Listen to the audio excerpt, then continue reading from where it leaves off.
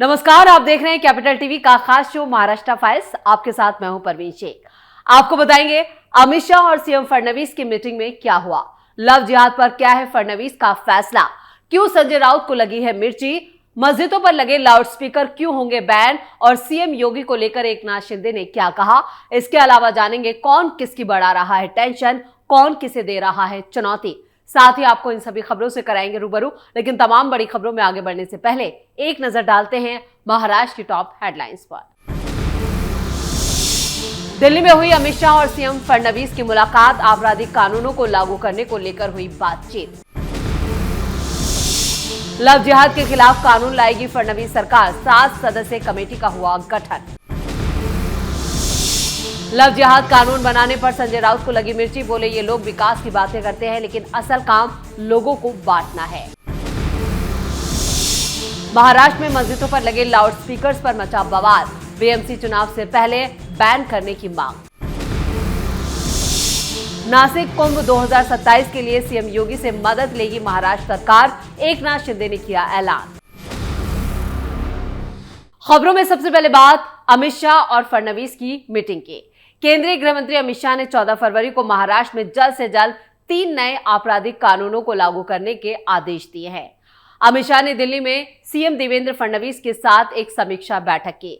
इस बैठक के दौरान शाह ने महाराष्ट्र सरकार से सभी कमिश्नरेट में जल्द से जल्द नए आपराधिक कानून लागू करने को कहा है। इस समीक्षा बैठक के दौरान अमित शाह ने महाराष्ट्र सरकार से नए आपराधिक कानूनों के हिसाब से एक आदर्श डायरेक्टरेट ऑफ प्रोसिक्यूशन व्यवस्था बनाने पर भी जोर दिया। बैठक में महाराष्ट्र में पुलिस, जेल, अदालतों, अभियोजन और फोरेंसिक से जुड़े अलग अलग नए प्रावधानों को लागू किए जाने और मौजूदा हालात की भी समीक्षा की। शाह ने चर्चा के दौरान कहा है कि पीएम मोदी की तरफ से पेश किए गए 3 नए आपराधिक कानूनों का सार किसी भी मामले में प्रथम सूचना रिपोर्ट यानी एफआईआर दर्ज करने से लेकर सुप्रीम कोर्ट के फैसले तक 3 साल के भीतर न्याय देने के प्रावधान में निहित है। बैठक के बाद देवेंद्र फडणवीस ने मीडिया से बात करते हुए कहा, केंद्रीय गृह मंत्री अमित शाह ने तीनों नए कानून की समीक्षा बैठक ली है कि हमने कैसे इसकी तैयारी की है। ऐसे सभी मामलों की उन्होंने समीक्षा की है।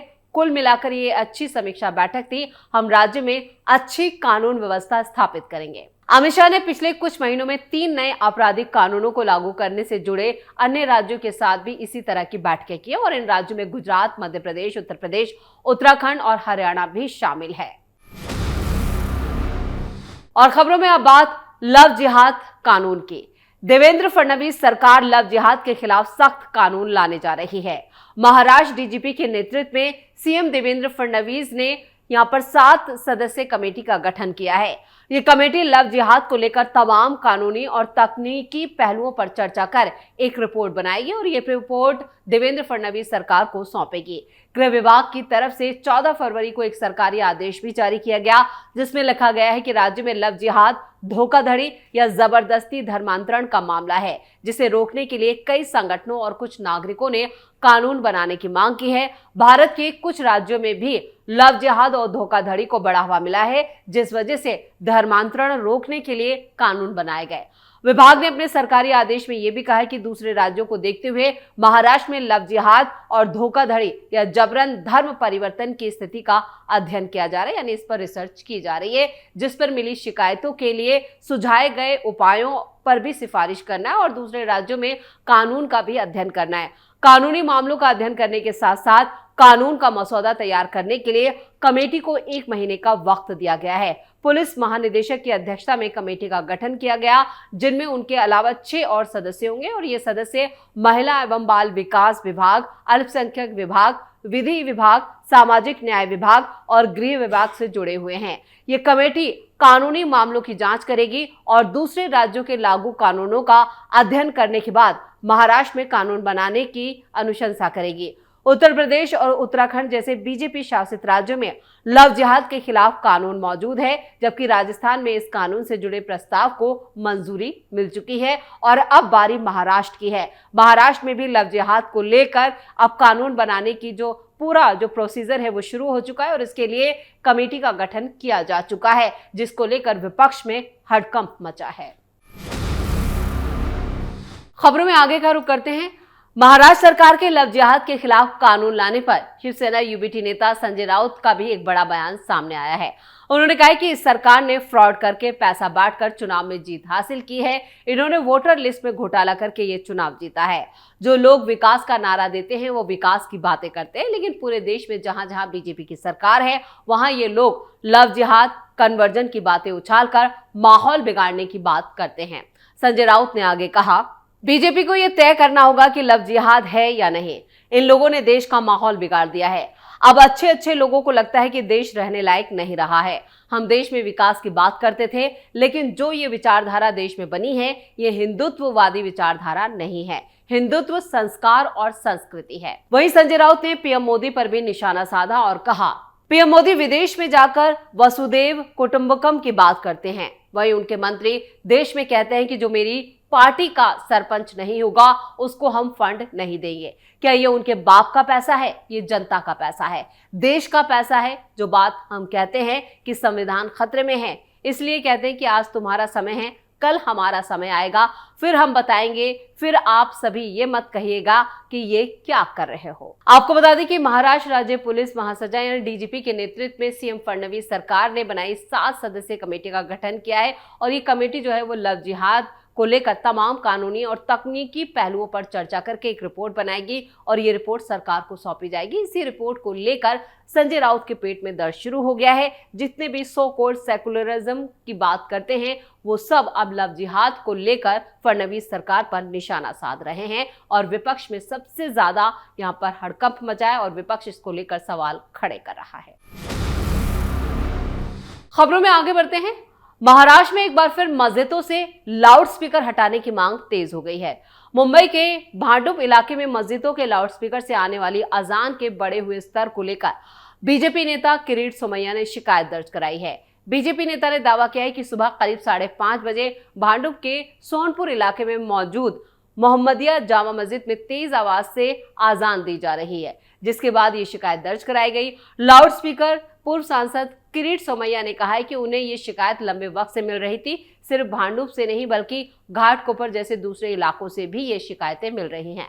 जब उन्होंने भांडुप पुलिस में इसकी शिकायत दर्ज कराई और पुलिस ने लिखित जवाब दिया तो उन्हें भी झटका लगा है। पुलिस के मुताबिक इलाके की मोहल्ला कमेटी हर 30 दिन के बाद पुलिस को सुबह 6 बजे से रात 10 बजे तक मस्जिद से लाउडस्पीकर के इस्तेमाल की इजाजत देने के लिए आवेदन लिखती है, जिसे स्वीकार कर लिया जाता है। यानी हर 30 दिन के बाद अगले 30 दिनों के लिए मस्जिद से लाउडस्पीकर के इस्तेमाल की इजाजत दे दी जाती है। तो कुल मिलाकर ये इजाजत पूरे साल के लिए दी जाती है, जो कि गैर कानूनी है।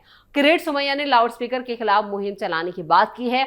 उन्होंने कहा है कि 13 फरवरी को शिकायत करने के फौरन बाद भांडुप पुलिस ने मस्जिद कमेटी के लोगों से बात की है और उन्हें मस्जिद से लाउडस्पीकर हटाने या बहुत कम आवाज में बजाने को कहा है और वहीं शुक्रवार को इसकी इजाजत दी गई। सुबह से ही इलाके की करीब सभी मस्जिदों से लाउडस्पीकर पर अजान बजाई गई, लेकिन आवाज बहुत कम थी। वहीं मकामी लोगों का कहना है कि ये सब राजनीति के लिए किया जाता है। पहले लोकसभा और विधानसभा इलेक्शन हुए और अब बीएमसी चुनाव आ रहे हैं, जिसके लिए मुसलमानों से जुड़े मुद्दों पर विवाद पैदा करके राजनीतिक जमीन तैयार की जा रही है। मुसलमान कभी दूसरे के धर्मों पर सवाल नहीं उठाते, फिर उन्हें क्यों निशाना बनाया जा रहा है? आम लोगों को इससे कोई परेशानी नहीं है, लेकिन पार्टी के राजनेताओं जो नेता हैं वो जानबूझकर इसे मुद्दा बना रहे हैं। इस बार लाउडस्पीकर को लेकर बीजेपी नेता ने सवाल खड़े किए हैं और इसको लेकर एफआईआर तक दर्ज कराई है। खबरों के आखिर में बात एकनाथ शिंदे की। प्रयागराज महाकुंभ की सफलता के बाद महाराष्ट्र सरकार साल 2027 में लगने वाले नासिक त्र्यंबकेश्वर सिंहस्थ महाकुंभ को भव्य और दिव्य बनाने की तैयारी में जुटी है। इसी कड़ी में सीएम देवेंद्र फडणवीस की अध्यक्षता में एक बैठक हुई। बैठक में दोनों डिप्टी सीएम एकनाथ शिंदे और अजित पवार भी मौजूद थे। महाराष्ट्र के डिप्टी सीएम एकनाथ शिंदे ने बैठक के बाद नासिक कुंभ 2027 की तैयारियों पर कहा कि मैंने योगी आदित्यनाथ से बात की है। प्रयागराज पर योजना लागू की गई है।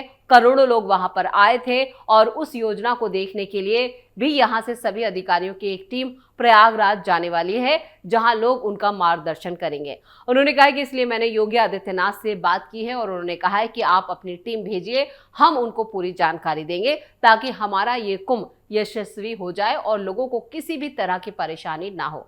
आपको बता दें कि प्रयागराज के बाद अब अगला कुंभ 2027 में महाराष्ट्र के नासिक में लगेगा। ये मेला त्र्यंबकेश्वर में आयोजित किया जाएगा और इसके बाद 2028 में पूर्ण कुंभ का आयोजन सिंहस्थ उज्जैन में होगा।